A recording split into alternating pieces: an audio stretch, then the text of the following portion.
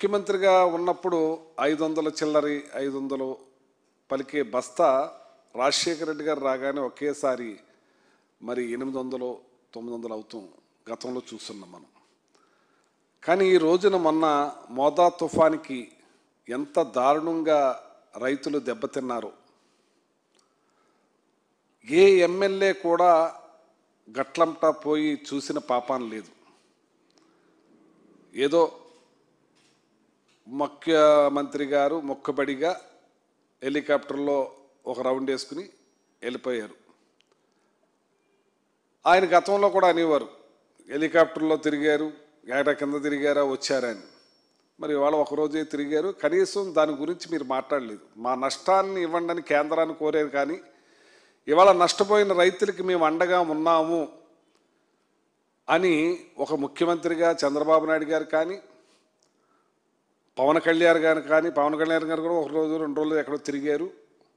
ఆయన ఫోటోషూట్ జరుగుతున్నట్టుగా చేసుకుని వెళ్ళిపోయారు. అగ్రికల్చర్ మినిస్టర్ గారు మాత్రం నాకు ఎక్కడా కనపడలేదు. కనీసం అతని జిల్లాలో కానీ, పక్క జిల్లాలో కానీ, ఈస్టు వెస్టు మరి ఆంధ్ర బౌల్ అనే ఈ జిల్లాల్లో కానీ, కృష్ణా జిల్లాలో కానీ అసలు అగ్రికల్చర్ మినిస్టర్ గారు అయితే కనపడలేదు. ఈ రాష్ట్రంలో ఈ దేశానికి రైతే వెన్నెముక. ఆ రైతు పండించిన పంట మనం తిన్న తర్వాతే ఏ పనికైనా వస్తాం. ఇవాళ అందరూ మీరు భోజనం చేశారు. ఆ భోజనం ఎక్కడి నుంచి వచ్చింది?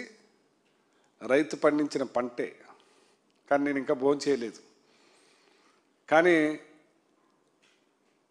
మీరేమో హుషారుగా ఉండొచ్చు, నేను కొంచెం ఆకలిగా ఉంది. అయినా సరే రైతుల గురించి మాట్లాడాలి. రైతు పడ్డ కష్టాలు మామూలు మాటలు కాదు.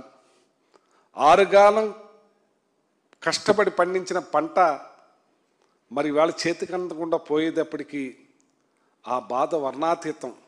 ఇవాళ ఏ రైతుని కదిపినా, ఏ గట్టికి వెళ్ళినా కన్నీళ్లే కనపడతా ఉన్నాయి రైతంట.